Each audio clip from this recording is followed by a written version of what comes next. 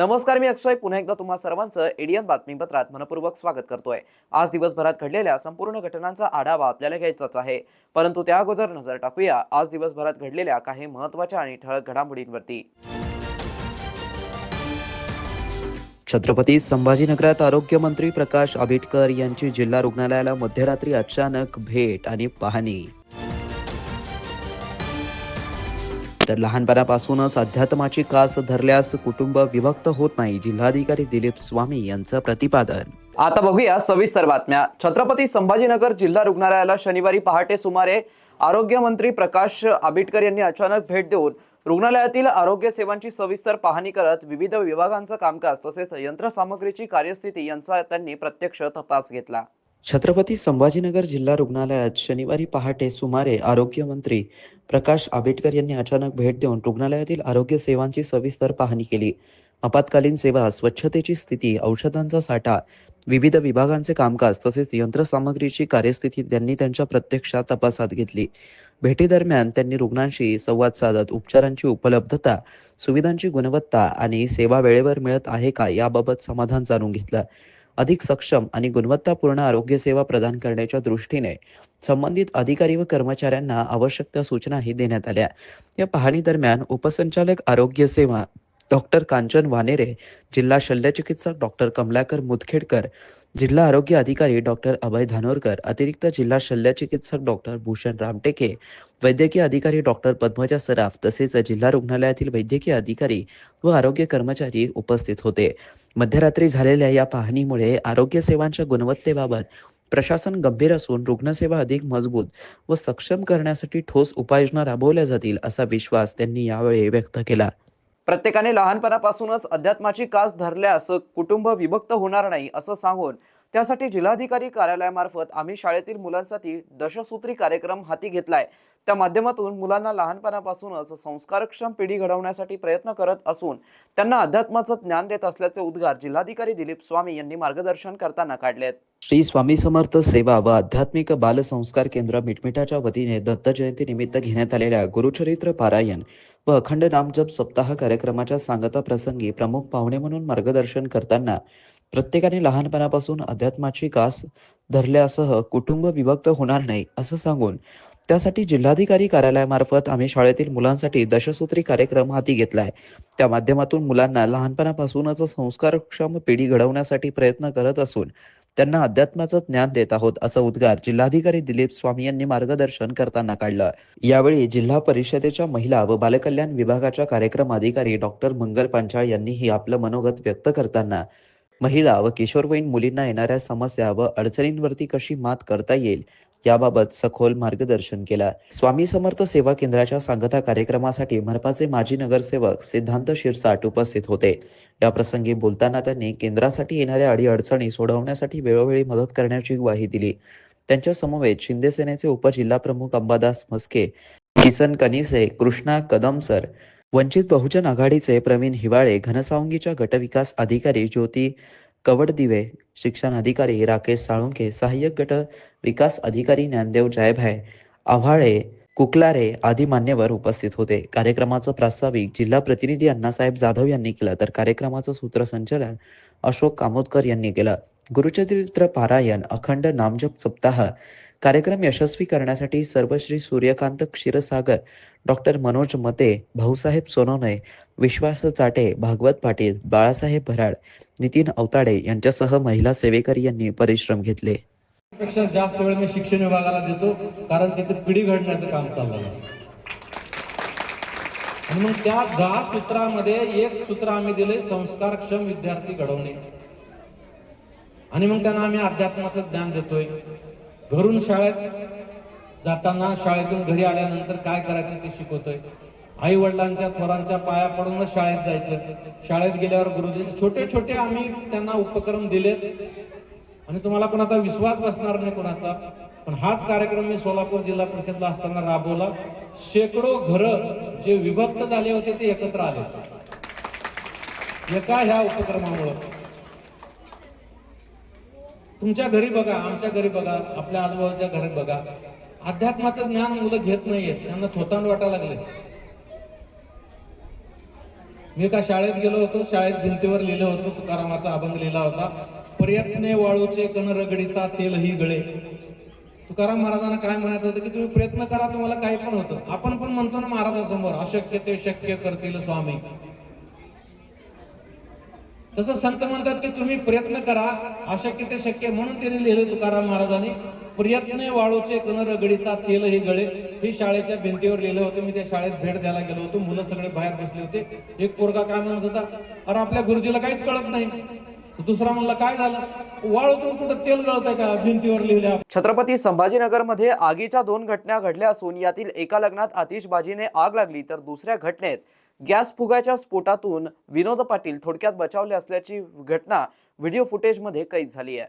छत्रपती संभाजीनगरमध्ये आगीच्या 2 वेगवेगळ्या घटना घडल्या. एका लग्नात फटाक्यांची आतिषबाजी सुरू असताना लग्नाच्या सेटलाच आग लागल्याची घटना घडली तर मराठा आरक्षण याचिकाकर्ते विनोद पाटील हे दुसऱ्या घटनेत थोडक्यात बचावल्यात. संभाजीनगरमधील एका आईस्क्रीमच्या दुकानाचं उद्घाटन करण्यासाठी ते गेले असता सदर दुर्घटना घडली. विनोद पाटील तिथे पोहोचले असता उद्घाटन सोहळ्याच्या ठिकाणी गॅसचे फुगे आणण्यात आले होते. मात्र नेमकं विनोद पाटील या फुग्यांजवळ येतात अचानक गॅसचे फुगे फुटल्याने मोठा स्फोट झाला. सदर ठिकाणी फटाक्यांची लढ पेटवण्यात आली होती. त्यातील एक पेटलेला फटाका गॅसच्या फुग्यावरती येऊन पडला. त्यामुळे गॅसचे फुगे फुटल्याने चांगलाच भडका उडाला आणि विनोद पाटील तात्काळ बाजूला सरले. त्यामुळे ते आणि तेथील उपस्थितही थोडक्यात बचावले. शुक्रवारी रात्री उशिरा ही घटना घडली. छत्रपती संभाजीनगरमध्ये मोठी दुर्घटना टळली असून लग्नात फटाके फोडणं चांगलंच महागात पडल्याचं दुसऱ्या घटनेत पाहायला मिळालं. लग्नाच्या फटाक्यांच्या आतिषबाजीमुळे तेथील लग्नाच्या सेटलाच आग लागल्याची घटना घडली. फटाक्यामुळे सेटला चांगलीच आग लागल्याने वऱ्हाडी मंडळी घाबरली होती. शहरालगत असलेल्या पडेगावमधील ही घटना घडली असून नवरदेव नवरी थोडक्यात वाचल्यात. लग्नात उपस्थित लोकांनी आग आटोक्यात आणली. या लग्नात जवळजवळ 4,000 लोक उपस्थित होते. दरम्यान या घटनेनं लग्नातील वऱ्हाडी मंडळीची चांगलीच धांदल उडवली आहे. वऱ्हाडी मंडळींनी काहींनी ही आग आटोक्यात आणण्यासाठी पुढाकार घेतला. माजी आमदार हर्षवर्धन जाधव हे शिवसेना उभाटा गटात प्रवेश करण्याच्या चर्चा सुरू असताना ते पक्षप्रमुख उद्धव ठाकरे यांना भेटून परतले आहेत. मात्र त्यानंतर मी कोणत्या पक्षात जाणार याचा अद्याप निर्णय नाही असं वक्तव्य हर्षवर्धन जाधव यांनी माध्यमांशी बोलताना केलंय. मी कोणत्या पक्षात जाईन याचं कुठलंच अद्यापपर्यंत कुठलाही तसा पाहायला गेला तर निर्णय नाही आहे. प्रथम अडचणीत सापडलेलं राष्ट्र याला मार्ग काढून कसं वाचवता येईल याच्यावरती पहिलं प्राधान्य कोणाचंही असलं पाहिजे. माझंच जाऊ द्या. आणि राष्ट्रच काय, विश्व, कारण विश्वामध्ये गोंधळ आहे. इंटरनॅशनल मॉनिटरी फंडच्या MD क्रिस्टलिना यांनी स्पष्टपणे सांगितले की 2029 पर्यंत जगातलं एकही राष्ट्र असं राहणार नाही ज्याचं उत्पन्न कर्जापेक्षा जास्त राहील. म्हणजे काय, तर सगळेजण दिवाळखोरीकडे चाललेलो आहोत. न्यूक्लिअर बॉम्ब जर फुटले तर काय होईल, अशा पद्धतीने आता हे डेप्टचे बॉम्ब, कर्जाचे बॉम्ब फुटणार आहेत. सगळे जग बुडणार आहे. म्हणून काहीतरी करण्याची आवश्यकता त्यांनी व्यक्त केली आहे. काही लोक त्यांना हलक्यात घेतात, पण जे हलक्यात घेतात तेच त्यांच्या दारात जाऊन उभे राहतात की मॅडम 5-1 लाख करोड देऊन टाका. म्हणजे या गोष्टीचं भान आपल्या लोकांना नाही आहे आणि ते लोकांनी भान आता ठेवायला हवं. तशा पद्धतीचं कर्ज सुद्धा आता ते देतील का नाही असं प्रश्नचिन्ह आहे. कारण का त्यांचं कर्ज स्वतः आपण वापस करू शकत नाही. भारतामध्ये तरी नाही वापस करू शकत. म्हणून आपल्याला उत्पन्न वाढीच्या बाबतीमध्ये विचार करायला हवा. अनेक ठिकाणी सरकारी जमिनी आहेत, त्या जमिनी भाडेतत्वावरती जर दिलेल्या आहेत त्याचं भाडं घेतलं जात नाही. ते भाडं घेतलं गेलं पाहिजे. त्यातनं जो पैसा येईल त्यातनं आपल्याला विकासासाठी देता येईल आणि कर्ज परतफेडीसाठी देता येईल. पहिल्यांदा राष्ट्र वाचवावं लागेल. आपण वाचलो की आपली पद्धत जगामध्ये अवलंबिली जाईल. जगामध्ये अवलंबिलं गेलं. हा जो एक न्यूक्लिअर बॉम्ब सारखा हा कर्जाचा बॉम्ब घोंगावतोय सगळ्यांच्या डोक्यावरती, हा बॉम्ब फुटण्यापासून थांबेल. कारण तो बॉम्ब फुटला तर कोणच वाचत नाही. अमेरिका वाचली नाही, इंडिया वाचणार नाही. इंडिया वाचली नाही, रशिया वाचणार नाही. रशिया वाचलं नाही, पाकिस्तान वाचणार नाही. अनेक लफडे होऊन बसतील. हे सगळं वाचवावं लागणार आहे. म्हणून पहिल्यांदा ह्याच्यावरती फोकस करायची आवश्यकता. मी तर म्हणतो की कुठल्या निवडणुका पण कोणी घेऊ नये. आता पहिल्यांदा सगळ्यांनी म्हणून हे कसं वाचेल ते बघावं, नंतर काय करायचं ते करावं. शहरवासियांना एक सुवर्ण संधी. तुम्ही एखादा व्यवसाय करताय का? मग ADN वरती जाहिरात करा आणि मिळवा व्यवसायात मोठा फायदा. तर वाट कसली बघत आहात? आत्ताच खाली दिसत असलेल्या नंबरवरती संपर्क साधा. आपल्याला अजूनही काही बातम्यांचा आढावा घ्यायचा आहे, परंतु इथे वेळ झाली आहे एका छोट्याशा ब्रेकची. कुठे जाऊ नका, पाहत रहा एडीएन न्यूज.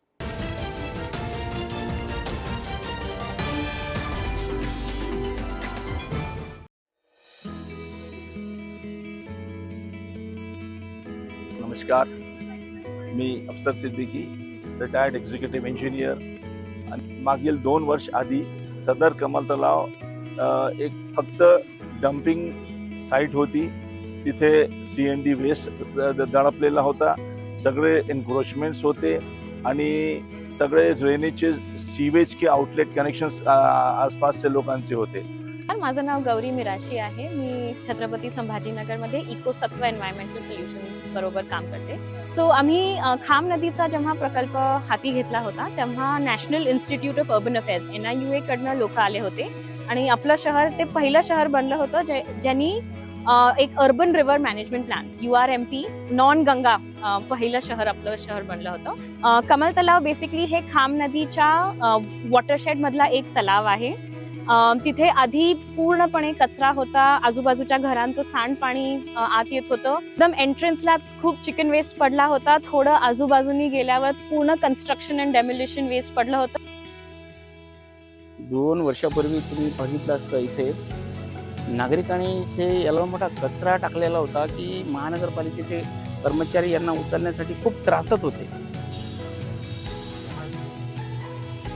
एक DPR बनवून इम्प्लिमेंटेशन करून ड्रेजिंग डिसिल्टिंग केलं आहे. आता त्या तलावात पाणी दिसतंय. फेन्सिंग झालं आहे, पिचिंग झालं आहे. बऱ्याचशा नेटिव्ह देशी प्रजातींची झाडं तिथे लावलेली आहेत. नाव आपण जे पाहत आहे आता 2 वॉटर बॉडीज आपल्याला दिसत आहे.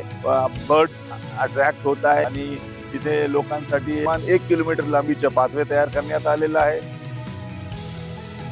आशा आहे की असं करत लवकरच आपल्या शहराचे सगळेच वॉटर बॉडीज आपण रिस्टोर करू. जी श्रीकांत सर यांचे मी आभार मानतो की त्यांनी एक सुशोभीकरणासाठी एवढं छान विचार केला इथे आणि आमच्या कर्मचाऱ्यांचा खूप त्रास मुक्त झाला आहे. खूप आनंद होतो की आज तो प्रोजेक्ट कमिशनर सरांच्या लीडरशिप खाली पूर्ण झाला आहे.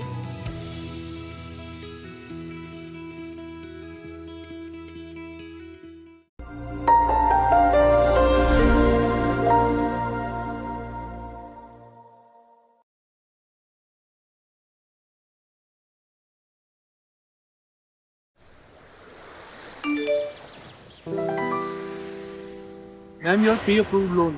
अच्छा, लॉटरी. इस लिंक पर क्लिक करते ही तुरंत पैसे मिल जाएंगे. बिल्कुल मैम. अरे वाह, मेरा पैसा डबल हो जाएगा. जी बिल्कुल मैम. जागिए मैडम, ये लुभावने और लालच भरे ऑफर्स ही हमारी कमजोरी है और इन साइबर अपराधियों की ताकत. आपका लालच, डर और लापरवाही साइबर अपराधियों के 3 बड़े हथियार हैं. सावधान रहें. ऐसे किसी भी अपराध की जानकारी तुरंत 1930 पर दें या इस वेबसाइट पर जाएं.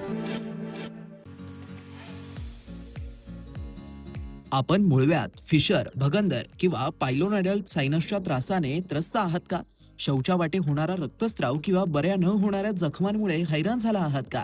आता ऑपरेशनची भीती आणि वेदनादायी त्रासाला म्हणा कायमचा निरोप. छत्रपती संभाजीनगर येथील सुप्रसिद्ध एम्स हॉस्पिटलमध्ये कन्सल्टंट लेझर आणि laparoscopic surgeon doctor Virendra Jaiswal घेऊन आले आहेत अत्याधुनिक लेझर उपचार. निओव्ही 1470 या प्रगत लेझर तंत्रज्ञानामुळे आता शक्य आहे विना कापाकापी आणि विना टाके उपचार. रक्तस्राव नाही आणि वेदनाही अगदी कमी. उपचारानंतर काही तासातच घरी परतण्याची सोय आणि आजार पुन्हा होण्याचा धोकाच नाही. मुळव्यात, फिशर, व्हेरिकोज व्हेन्स अशा अनेक आजारांवरती खात्रीशीर उपचार, तेही आता सवलतीच्या दरात. मग आता त्रास सहन करत बसू नका. आजच फोन करा आणि निश्चिंत व्हा. पत्ता AIIMS hospital, plot number 20, N11 CIDCO, Jalgaon road, Jadhavwadi signal जवळ, छत्रपती संभाजीनगर. संपर्क 93 70 59 09 73. एम्स हॉस्पिटल, आता आपल्या आरोग्याची काळजी घेण्यासाठी सदैव तत्पर. अनेकांच्या मनात स्वप्न असते की देशाची सेवा करायची, परंतु काही लोकच योग्य प्रशिक्षण घेऊन ते वास्तवात पूर्ण करतात. वास्तविक सैनिक बनणे सोपं काम नाही. कारण प्रशिक्षणाच्या मैदानापासून ते युद्धाच्या रणांगणापर्यंत प्रत्येक क्षण संघर्षमय असतो. फक्त जो इमानदार, समजूतदार असेल आणि ज्याची इच्छाशक्ती प्रबळ असेल असाच व्यक्ती या क्षेत्रात टिकू शकतो. प्रत्येक वर्षी अनेक परीक्षार्थ्यांना यश प्राप्त होते, ते फक्त आणि फक्त गरुड झेप अकॅडमी. पंख आम्ही देतो, उंच भरारी तुम्ही घ्या.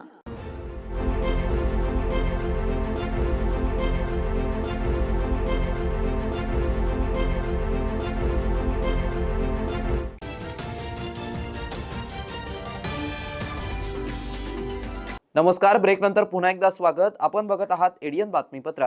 मनपाचे आयुक्त तथा प्रशासक जी श्रीकांत यांच्या संकल्पनेतून मी आयुक्त होणार या नाविन्यपूर्ण उपक्रमाअंतर्गत शनिवारी मनपा केंद्रीय प्राथमिक शाळा नारेगाव ॲथलेटिक्स शाळेने त्यांच्या निवासस्थानी जलश्री येथे भेट दिली. यावेळी विद्यार्थ्यांनी विज्ञानाचे प्रयोग दाखवले तर विद्यार्थिनींच्या जिज्ञासाला मिळालं मार्गदर्शन. या शाळेतील विद्यार्थी सकाळी निवासस्थानी आल्याबरोबरच तेथील ग्राउंडवरती व्हॉलीबॉल, क्रिकेट खेळण्याचा आनंद त्यांनी लुटला. फुटबॉल, खो खो आणि माझ्या मामाचं पत्र हरवलं असं खेळ खेळल्यानंतर काही मुलींनी चित्रे काढली तर काही विद्यार्थ्यांनी संगीत, गीत गायनाचा सराव केला. त्यानंतर अन्नामृत फाउंडेशन यांच्या वतीने देण्यात आलेले भोजन विद्यार्थ्यांनी खूप आनंदाने घेतले, कारण डाळ खिचडी सोबतच गोड शिरा आणि राजगिरा चिकी व केळी आज विद्यार्थ्यांना वाटप करण्यात आली होती. जेवण झाल्यानंतर विद्यार्थ्यांना निजामकालीन पाण्याची टाकी दाखवण्यात आली आणि पाण्याचे महत्त्व विद्यार्थ्यांना सांगण्यात आलं. त्यानंतर सर्व विद्यार्थी आयुक्त यांच्या निवासस्थानी गेले आणि मग सुरू झाला एक नाविन्यपूर्ण विषयावरती प्रेरणादायी संवाद. विद्यार्थ्यांनी अतिशय कल्पकतेने विविध स्मार्ट प्रोजेक्ट तयार करून आणले होते. Smart toilet, solar mobile charging system project, alcohol detection system, animals fire safety system आणि ऑब्स्टिकल्स अवॉइडिंग कार असे विविध नाविन्यपूर्ण प्रयोग विद्यार्थ्यांनी आयुक्तांसमोर अगदी इंग्रजी भाषेमध्ये बोलून सादर केले असता विद्यार्थ्यांची जिज्ञासा पाहून आयुक्तांनी त्यांना त्यांच्या पुढे जाऊन त्या प्रयोगात काय शिकलं पाहिजे यावरती विद्यार्थ्यांना मार्गदर्शन केलं. विविध उदाहरणे देऊन 1 तासच विद्यार्थ्यांचा आयुक्तांनी घेतला. विद्यार्थीही खूप आनंदी झाले होते. प्रत्येकाच्या ॲक्टिव्हिटीमध्ये अगदी विद्यार्थ्यांना जवळ घेऊन समजावून सांगण्यात आलं होतं आणि त्यानंतर झिया या मुलीने सरांना काही कोडे विचारले, त्याचीही उत्तरे सरांनी झटपट दिली आणि सरांनी त्या झिया विद्यार्थिनीला स्वतःच्या हातातील घड्याळ भेट म्हणून दिली. यावेळी अंकुश पांढरे उपायुक्त तथा शिक्षण विभाग प्रमुख, गणेश दांडगे नियंत्रण अधिकारी, रामनाथ थोरे विस्तार अधिकारी, ज्ञानदेव सांगळे कार्यक्रम अधिकारी तसेच संगीता ताजवे, केंद्रीय मुख्याध्यापक रुपाली पवार, दीपाली गोरडे, प्रेरणा भिलेगावकर, प्रियंका गारखेडे, मोहित वाकोडे, कुणाल वीर, किरण पठाडे, सोमनाथ शिंदे हे शिक्षक उपस्थित होते. महानगरपालिकेच्या 43व्या स्थापना दिनानिमित्त प्रशासनाकडून अधिकारी कर्मचाऱ्यांसाठी आरोग्य तपासणी, क्रीडा, संगीत सह सांस्कृतिकचे भरघोस कार्यक्रम आयोजन करण्यात आले असून सोमवारी शहरातील महापुरुषांना अभिवादन करून कार्यक्रमाची सुरुवात करण्यात येणार आहे. दरवर्षीप्रमाणे 8 डिसेंबर महानगरपालिकेच्या स्थापना दिनानिमित्त महानगरपालिका प्रशासनाकडून 8 ते 10 डिसेंबर रोजीपर्यंत विविध प्रकारचे कार्यक्रम आयोजित केले जाणार आहेत. यात 8 डिसेंबर रोजी शहरातील महापुरुषांच्या पुतळ्याला पुष्पहार घालून अभिवादन करण्यात येणार आहे. त्यानंतर मनपा प्रशासक यांच्या हस्ते पंतप्रधान आवास योजनांचा लकी ड्रॉ ऑनलाईन अर्ज प्रक्रियेचा शुभारंभ करण्यात येईल. यांत्रिकी विभागाच्या वतीने शहरात आपल्या विविध वाहनांची पथसंचलन केलं जाणार आहे. याशिवाय सफाई, मलेरिया व इतर विभागातील कर्मचाऱ्यांसाठी आरोग्य तपासणी शिबिर आणि मनपा अधिकारी, कर्मचारी, शिक्षक व पत्रकार संघामध्ये क्रिकेट सामना रंगणार आहे.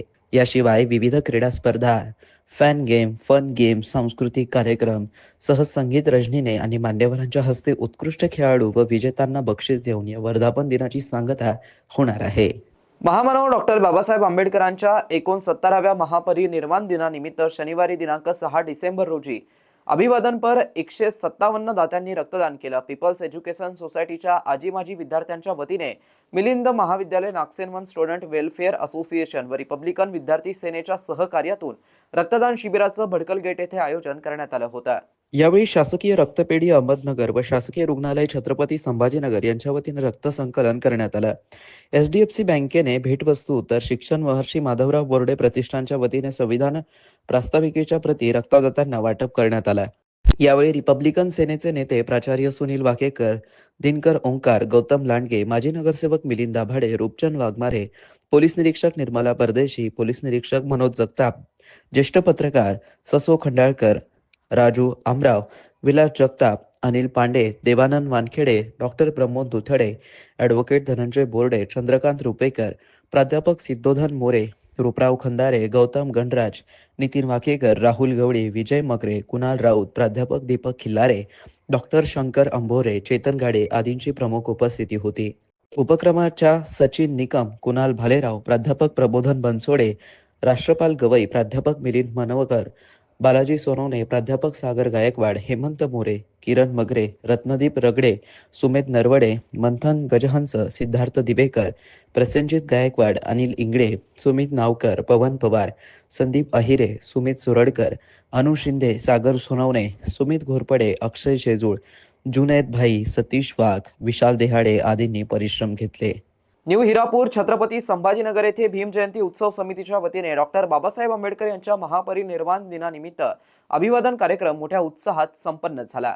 शनिवार दिनांक 6 डिसेंबर रोजी न्यू हिरापूर छत्रपती संभाजीनगर येथे डॉक्टर बाबासाहेब आंबेडकर यांच्या महापरिनिर्वाण दिनी भीम जयंती उत्सव समिती कमिटीच्या वतीने अभिवादन करण्यात आलं. यावेळी गजानन हनवते, ॲडव्होकेट भूषण बोर्डे, प्राध्यापक संतोष पुंडगे, विजय उबाळे, शरद वाघ, अरुण दाभाडे, दीपक मस्के, राजू पगारे, रवींद्र वासनिक, प्रकाश बिरारे, बोर्डे बंधू, जगदीश चंदनशिवे, प्रभावती म्हस्के, संगीता दाभाडे, मयुरी वाघ, शिल्पा वासनिक, अरुणा उगले, संगीता पगारे, सुमन दिवेकर, विजय पगारे, विहान चंदनशिवे, आकाश पगारे, रवी मोकळे या सर्वांनी डॉक्टर बाबासाहेब आंबेडकर यांना पुष्प अर्पण करून अभिवादन केलं. यावेळी परिसरातील उपासकांच्या वतीने कॅन्डल मार्चचं आयोजन करण्यात आलं होतं.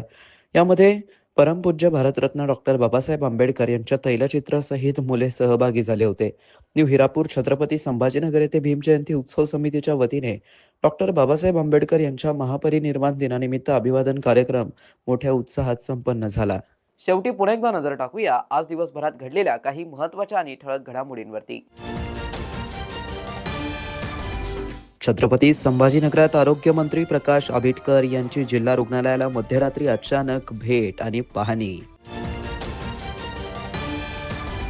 तर लहानपणापासूनच अध्यात्माची कास धरल्यास कुटुंब विभक्त होत नाही, जिल्हाधिकारी दिलीप स्वामी यांचं प्रतिपादन. आणि याबरोबरच हे बातमीपत्र इथे संपलं. पुन्हा भेटूया पुढील बातमीपत्रात. तोपर्यंत पाहत रहा आपल्या हक्काचं बातमीपत्र ADN न्यूज.